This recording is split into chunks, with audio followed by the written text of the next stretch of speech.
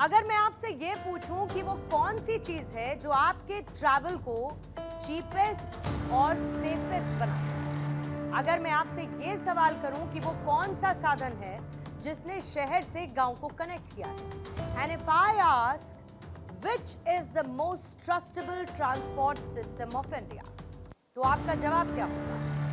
आज मैं आपको ऊपर पूछे गए इन्हीं सवालों का जवाब दूंगी आज की इंडिया स्टोरी में, क्योंकि आज की हमारी सक्सेस स्टोरी सिर्फ एक कहानी भर नहीं है, बल्कि ये देश की सफलता की वो पटरी भी है जिस पर हिंदुस्तान तेजी के साथ दौड़ रहा है।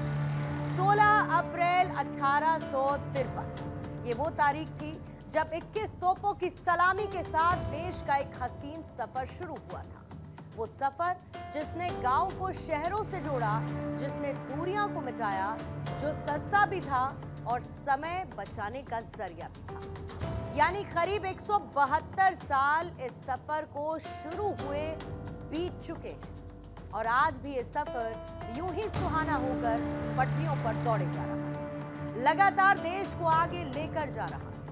हम बात कर रहे हैं इंडियन रेलवे की, जो एक नाम नहीं बल्कि वो भरोसा है जिस पर 140 करोड़ से ज्यादा भारतीय आज भी आंख मूंद करके विश्वास करते हैं। और ये इंडियन रेलवेज का ही कमिटमेंट है कि भारतीय रेल आज हर रोज करोड़ों लोगों को उनकी मंजिल, उनके डेस्टिनेशन तक पहुंचाता है। इंडियन रेलवे आज वो नाम बन चुका है जो सफर के मामले में हर भारतीय की पहली पसंद भी है, और वजह साफ है कि ये सुरक्षित भी है, समय पर भी मंजिल पर पहुंचाता है और साथ ही कंफर्टेबल भी है। इंडियन रेलवेज ने पिछले कई सालों से एक क्रांतिकारी बदलाव लाया और इसी में देश के रेलवे ने एक रिवॉल्यूशनरी ट्रैक का ब्लूप्रिंट तैयार कर दिया। दिल्ली एनसीआर में नमो भारत रैपिड रेल के बाद कनेक्टिविटी के क्षेत्र में एक और क्रांति आ रही है। यूपी के दो बड़े शहर गाजियाबाद और नोएडा को हरियाणा से जोड़ते हुए ऑर्बिटल रेल कॉरिडोर बनने जा रहा है, जो कि इन शहरों को सुपरफास्ट रफ्तार भी देगा। भारतीय रेल के सामने दो तरीके की चुनौतियां हमेशा से रही, पहली है स्पीड और दूसरी है सेफ्टी। लेकिन साल 2014 के बाद से इन दोनों ही चैलेंजेस से निपटने के लिए भारतीय रेल ने कई तरीके के बदलाव किए और आज यही ट्रेन अपनी एक अलग पहचान दुनिया में बिखेर रही है। हिंदुस्तानी ट्रेन दुनिया के लिए रोल मॉडल बन रही है और आज हमने करोड़ों लोगों को अपने डेस्टिनेशन तक पहुंचाने वाली इस ट्रेन को अपनी इंडिया स्टोरी के लिए चुना है, क्योंकि ये सिर्फ एक ट्रेन नहीं बल्कि देश के लिए उसकी आन बान शान है, उसकी लाइफ लाइन।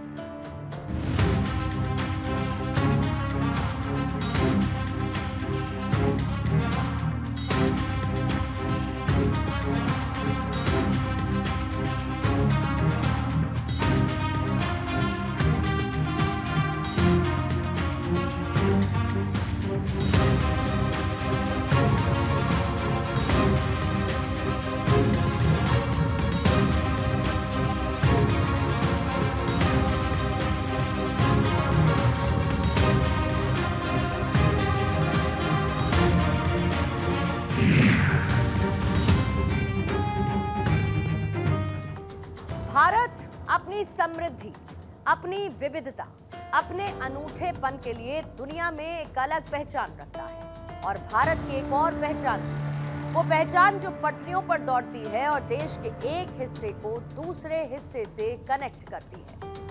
यात्रीगण कृपया ध्यान दें, ये अनाउंसमेंट सुनते ही आपके जहन में जो तस्वीर बनती है वो यात्रियों की, पटरियों की, टिकट की और उस ट्रेन की होती होगी जो हमें आपको अपनों से मिलवाती है।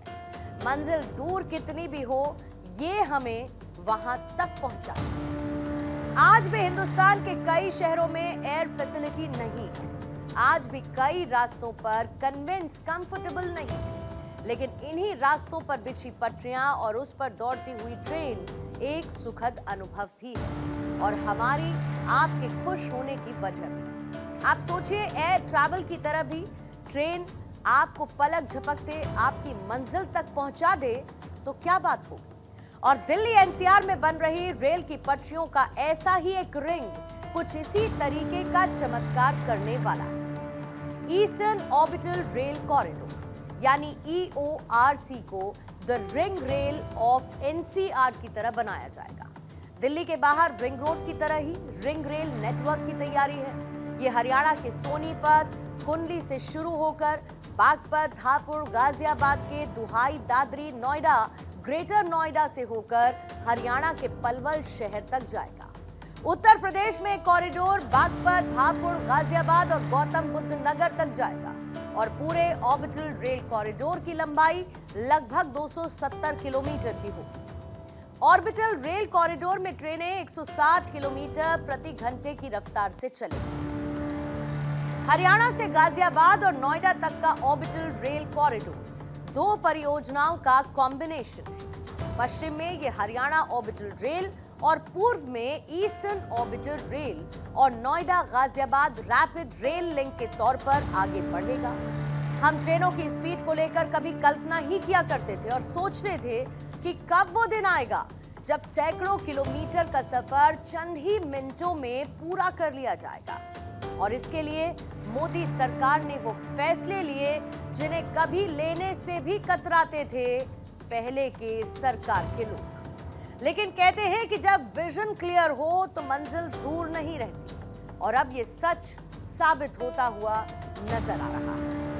2014 के बाद से भारतीय रेलवे की रफ्तार और उसकी क्षमता में अभूतपूर्व तेजी देखी गई है। सेमी हाई स्पीड ट्रेनों की शुरुआत वंदे भारत ट्रेन एक बड़ा मील का पत्थर है जो 160 से 180 किलोमीटर प्रति घंटे की स्पीड से चलने में सक्षम है। हाई स्पीड ट्रैक का विस्तार साल 2014 में केवल 40% ट्रैक 110 किलोमीटर प्रति घंटा या उससे अधिक गति के लिए ही उपयुक्त थे, जो 2026 तक बढ़कर 80% से ज्यादा हो चुके हैं। 130 किलोमीटर प्रति घंटा क्षमता वाले ट्रैक, ऐसे ट्रैकों की लंबाई 2014 में लगभग थी 5036 किलोमीटर, जो कि 2026 तक 23,000 किलोमीटर से ज्यादा हो चुकी है, यानी लगभग 4 गुना की वृद्धि। डेडिकेटेड फ्रेट कॉरिडोर, जिसे DFC भी कहा जाता है, मालगाड़ियों के लिए विशेष गलियारे बनने से उनकी औसत गति में सुधार हुआ। DFC पर मालगाड़ियां 40 किलोमीटर प्रति घंटे से अधिक की एवरेज स्पीड से चल रही हैं, जबकि सामान्य नेटवर्क पर यह एवरेज 25 किलोमीटर प्रति घंटा रही।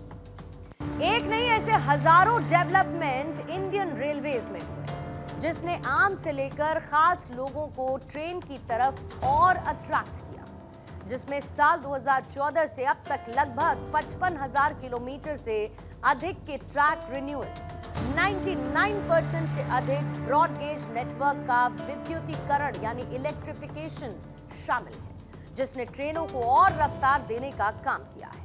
विकसित भारत की ट्रेनों ये कैसी होनी चाहिए, इस वंदे भारत स्लीपर ट्रेन में आप साफ साफ नजर आता है। कभी हम तस्वीरों में, वीडियो में विदेशों की ट्रेनों को देखकर कहा करते थे कि काश ऐसी ट्रेनें भारत में होती। आज हम उसी सपने को हकीकत में बदलते हुए देख रहे हैं, और मैं देख रहा हूं पिछले दिनों विदेशी लोग भारत की मेट्रो की, भारत की ट्रेनों के वीडियो बनाकर दुनिया को बताते हैं कि भारत में रेलवे में किस प्रकार से क्रांति आ रही है। ये Vande Bharat train made in India है। इसे बनाने में हम भारतीयों का पसीना लगा है।